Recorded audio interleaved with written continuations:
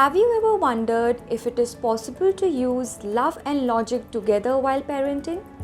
Is it a myth that logic goes out of the window when it comes to loving our kids while parenting? Hi, my name is Suramya and I'm a senior child development trainer at Little Leap.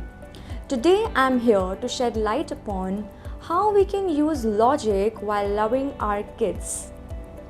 The right dose of love and logic can make the parenting beautiful. Number 1, no mess. Parents lay down rules, regulations, and goals without displaying any anger, without reprimanding them, or without threatening them. Call it a deal with your kids and explain why is it important to follow those rules. Number 2, shared control and responsibilities.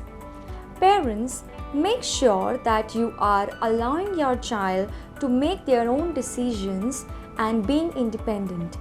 Take control over only the important things from your child's life and let them take their own decisions as well.